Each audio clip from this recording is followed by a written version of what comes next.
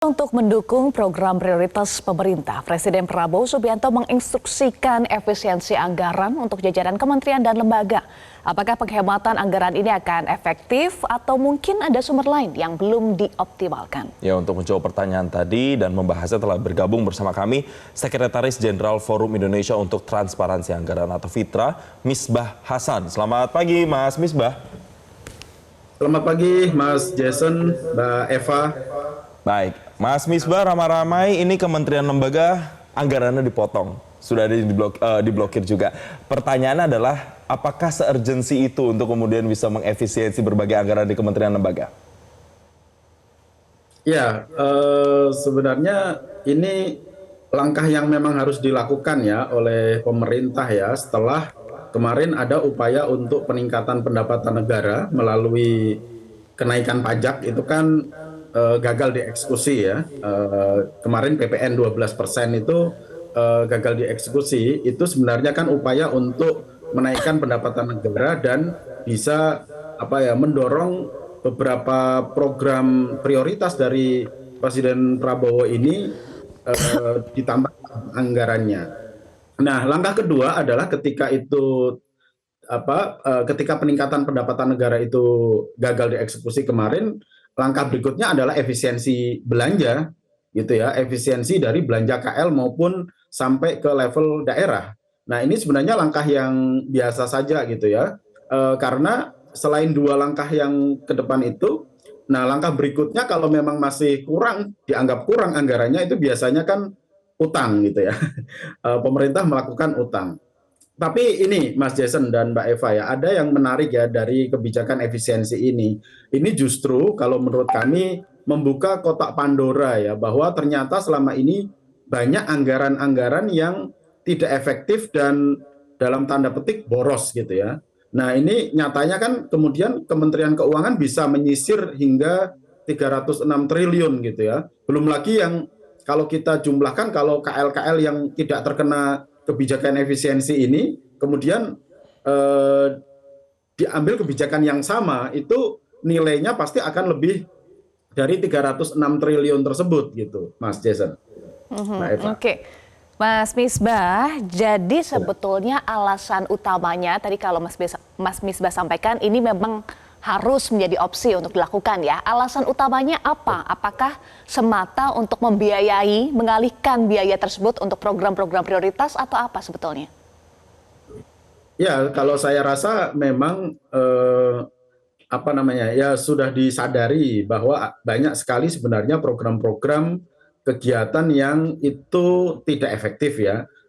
Kalau kita telusuri, kalau di anggaran itu Mbak ya, itu kan posturnya itu ada program, kegiatan, terus kemudian klasifikasi rincian output sampai ke komponen. Nah, di sana itu kalau kita telusuri itu banyak sekali redundant belanja, Mbak. Jadi dan itu berpotensi terhadap penyimpangan atau potensi fraud atau anggaran yang terus berulang gitu ya, termasuk juga yang pembelanja ATK, terus belanja perjalanan dinas, belanja seminar, itu semuanya setiap program kegiatan itu pasti ada item komponen belanjanya itu.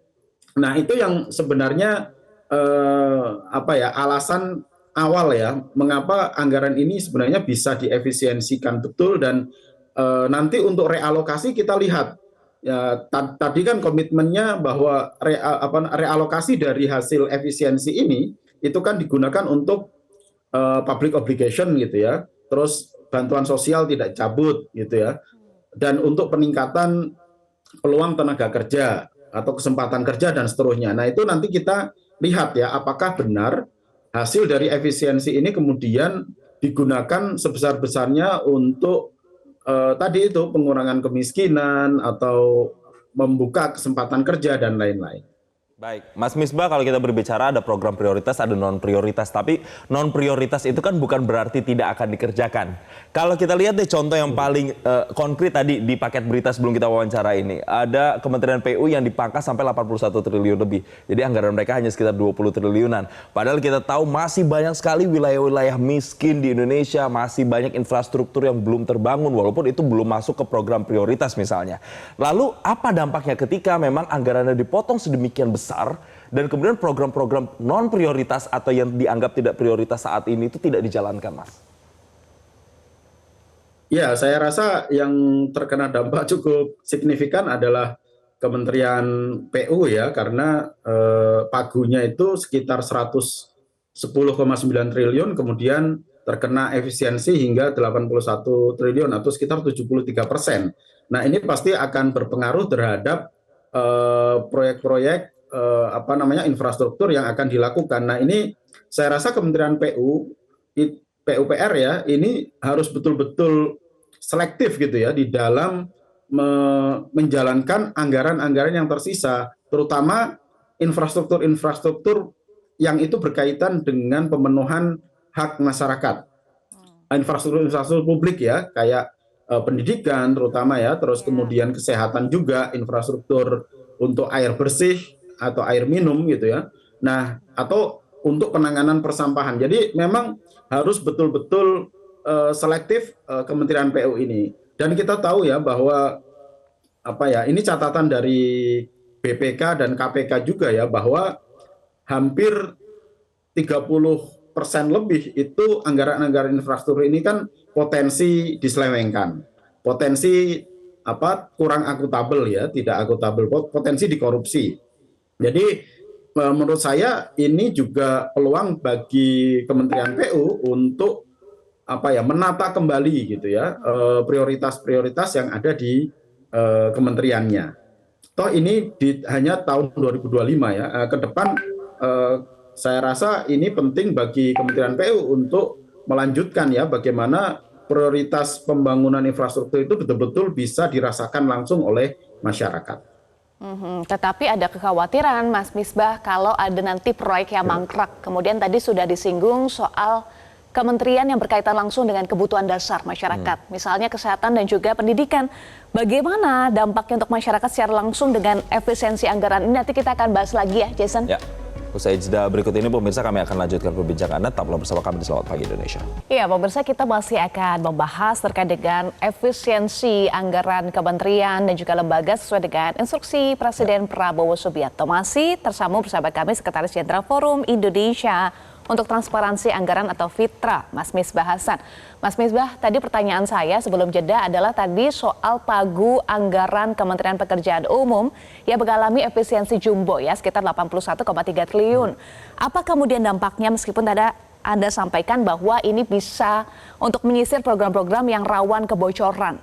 Tapi di satu sisi masyarakat khawatir proyek-proyek bisa mangkrak, Mas Misbah.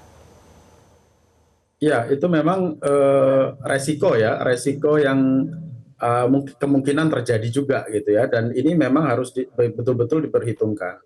Sebenarnya kalau kebijakan ini adil untuk seluruh kementerian, itu proporsi pemotongan atau efisiensi PU ini tidak harus sebesar itu gitu ya. Paling tidak kalau tadi saya katakan ya bahwa potensi kebocoran atau potensi penyelewengan itu sekitar 30%, anggaran PUPR ini semestinya hanya diefisiensikan sekitar 30% atau 40% gitu ya, tidak sampai 70% atau 81 triliun. Nah, sisanya itu bisa diambilkan dari kementerian-kementerian yang sebenarnya berpotensi bisa diefisiensikan. Kayak tadi itu kan dari Kemenhan misalnya ya, dari Polri, dari MPR, DPR gitu ya, dari DPR juga. Jadi ada beberapa kementerian yang sebenarnya berpotensial untuk dilakukan efisiensi. Kalau kami rata-rata Mbak Eva dan Mas Jason, itu rata-rata seluruh kementerian itu hanya 8% ya efisiensinya untuk tingkat KL. Nah, kalau kita hitung saja untuk misalnya Kemenhan gitu ya. Kemenhan diefisiensikan sekitar 8% saja itu sudah bisa berkontribusi sekitar 13,3 triliun. Nah, misalnya seperti itu ya, kayak Polri misalnya. Kemudian di efisiensian paling kecil ya, 8% itu kan rata-rata paling kecil, itu sekitar 10,1 triliun dan seterusnya. Jadi kalau kebijakan ini relatif adil bagi semua kementerian, saya rasa PU tidak harus dikorbankan sebesar itu gitu. Demikian Mbak Eva. Ya, Mas Misbah, kita juga lihat dari sejumlah kementerian lembaga yang diminta dalam tanda kutip untuk mengencangkan ikat pinggang, tapi DPR, MPR, bahkan ini juga pagu anggaran mereka masih utuh begitu. Apa yang Anda lihat dari ketika ada ketimpangan sejumlah kementerian lembaga harus mengencangkan ikat pinggang, harus efisiensi, tapi DPR, MPR ini pagu anggarannya masih utuh?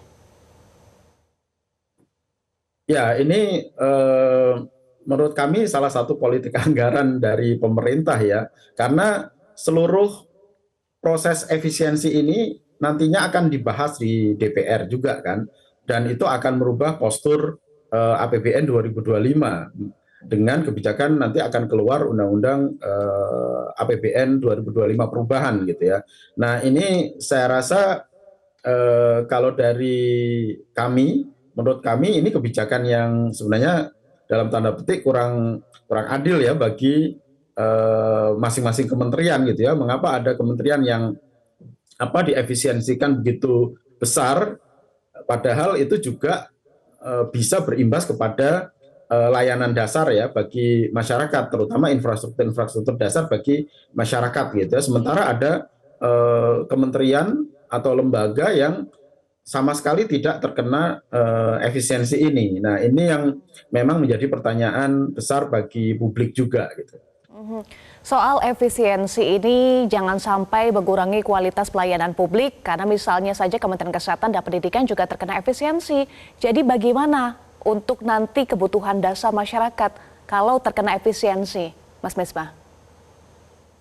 Ya, kita tadi ya, saya sepakat dengan warga tadi ya bahwa kita butuh transparansi penggunaan efisiensi ini gitu ya. Jadi efisiensi yang sekitar 306 triliun ini itu nantinya akan digunakan untuk apa?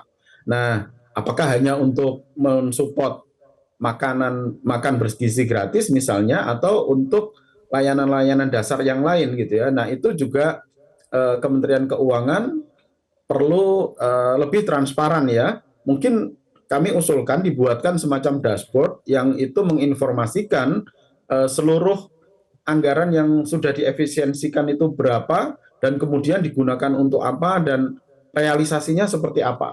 Sehingga masyarakat itu bisa mengawasi gitu ya, ikut terlibat di dalam proses-proses perencanaannya maupun proses-proses pengawasannya. Sehingga anggaran yang sudah diefisiensikan ini betul-betul akuntabel dan bisa dirasakan oleh masyarakat, terutama masyarakat miskin ya. Controlling itu juga diperlukan dalam proses efisiensi ini agar masyarakat tahu kemana alokasi anggaran-anggaran yang diefisiensikan. Terima kasih Mas Misbah Hasan telah bergabung bersama kami di Selamat Pagi Indonesia dan selamat kembali melanjutkan aktivitas. Jelajahi cara baru mendapatkan informasi. Download Metro TV Extend sekarang.